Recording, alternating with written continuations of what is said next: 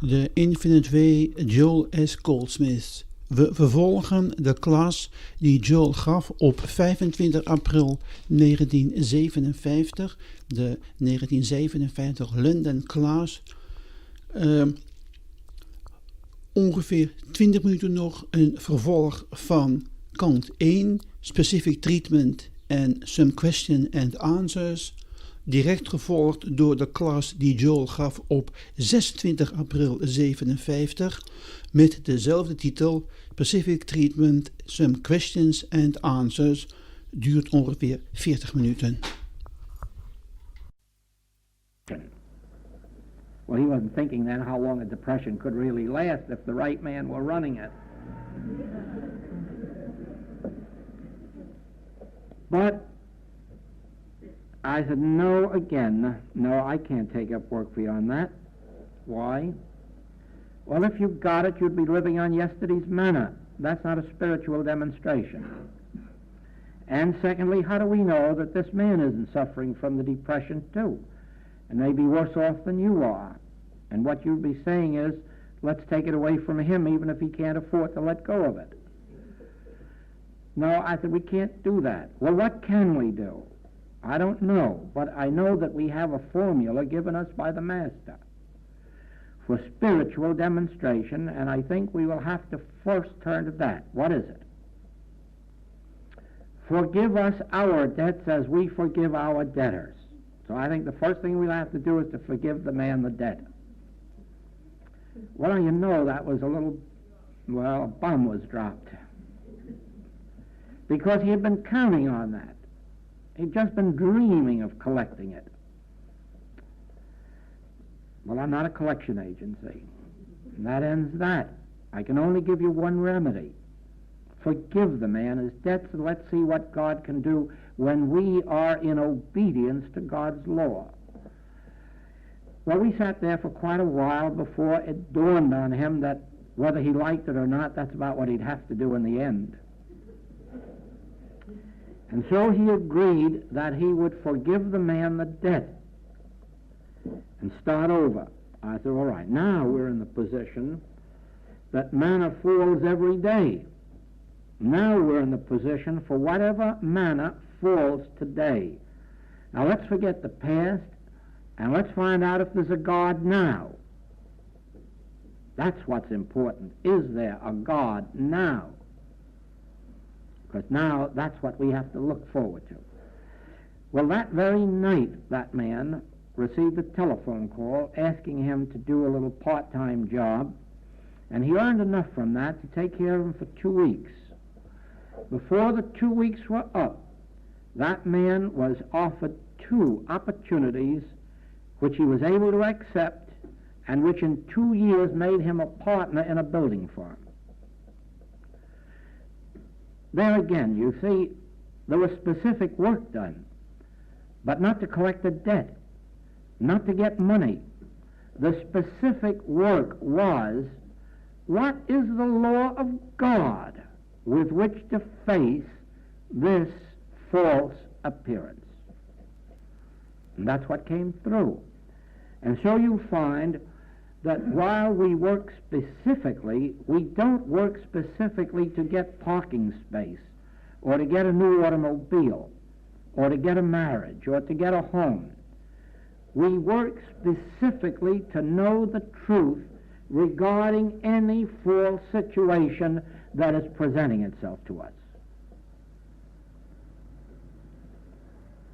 Now, you'll have lots of opportunity between now and Saturday evening to think that over, and if it brings any further questions to you, to bring them in.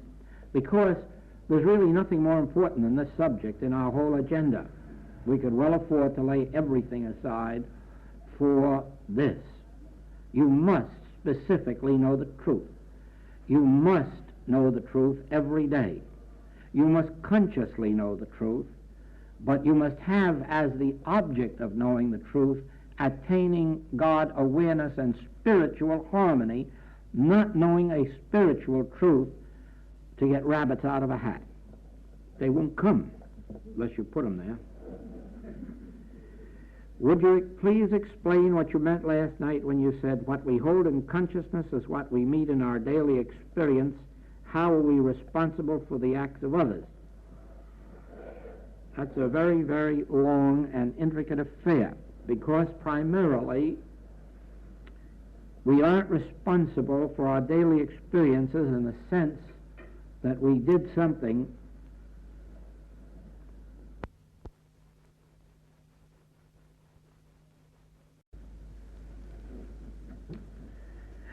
we are not responsible in the sense that we have done some specific thing to bring about this situation. In other words, it doesn't mean that if somebody robs me that I've been guilty of robbing somebody. But if somebody robs me, it is definitely the proof that I believe in a selfhood apart from God. I have not become reconciled to my brother, as I was told to do in Matthew.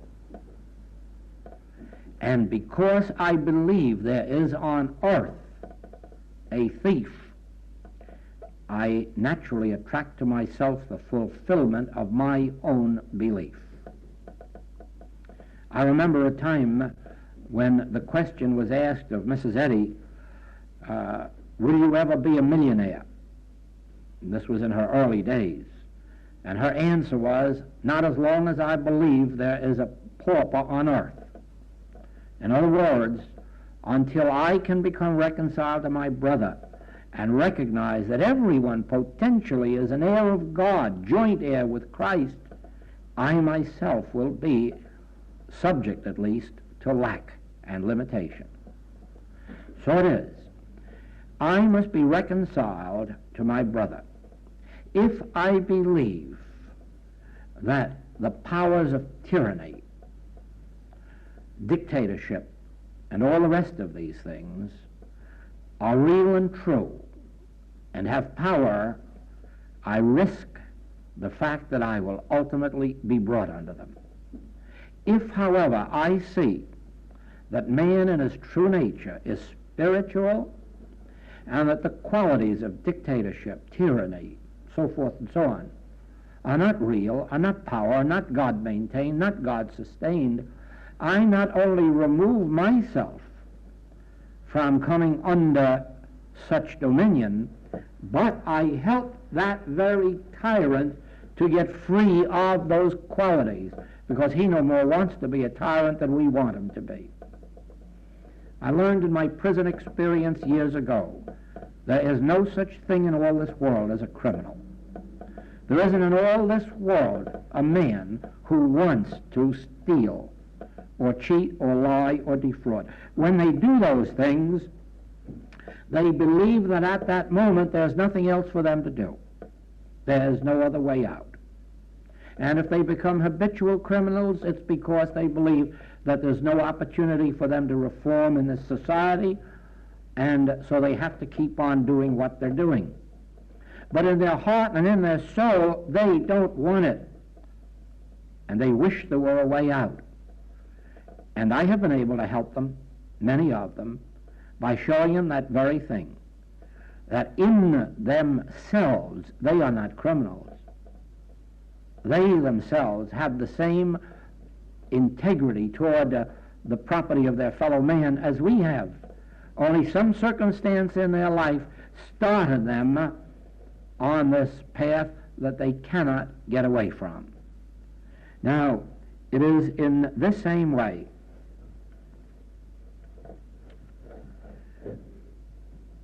dictators weren't born dictators, they were made that way. Circumstances turned them in that direction. In their heart and in their soul, they have the same desire to live without a fear of assassination that we have. Never think for a moment that it isn't true, heavy lies the head that wears a crown. Don't doubt for a minute that these dictators aren't aware of the fact that their own lives are as much in jeopardy as the lives that they are jeopardizing. They'd love to be free of that.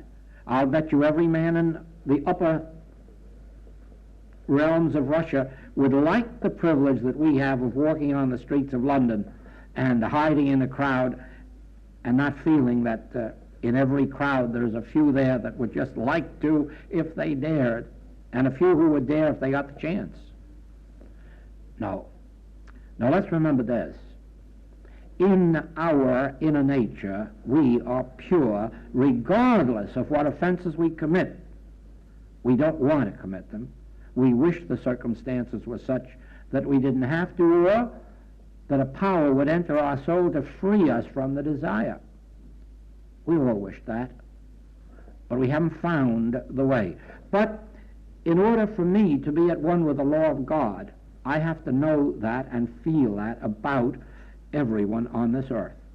So that if I have become reconciled to my brother, there is nothing in my consciousness that is going to attract to me the discords, the inharmonies of human relationships. In the same way, many years ago, a man drove me every Thursday on my rounds, and he prided himself on being one of the finest drivers on the road. Actually, he was one of the poorest I've ever ridden with. But he had an idea that he was really good. But you know what the trouble was, of course. All the other drivers on the road were terrible. That's what was wrong with him. They just wouldn't let him alone. Well, one day he said, "Why is it that you're so at peace with all of these terrible drivers around here? Aren't you afraid of an accident or of your life?" And so I explained to him how I had become reconciled to my brother in World War I.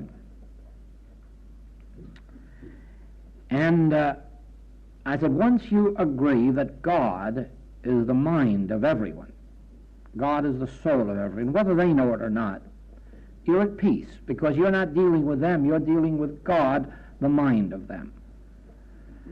And you find it really works. And he was a student, he thought about it,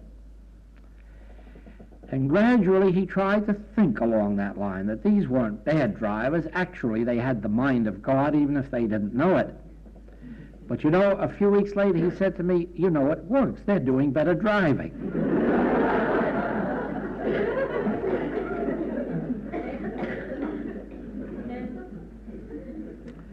Oh, we are so busy reforming and healing somebody. Physician, heal thyself. Be reconciled with thy brother. Be reconciled with truth. Begin to understand that you must approach life with one word on your lips all of the time, and that word is God.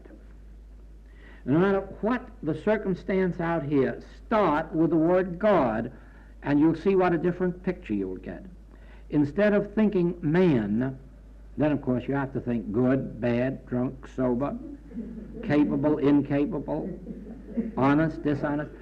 Start with the word God and realize, oh, God constitutes you. God forms you in his own image and likeness. God is the Father of you. God is the life of you. God is the soul, the spirit, the mind.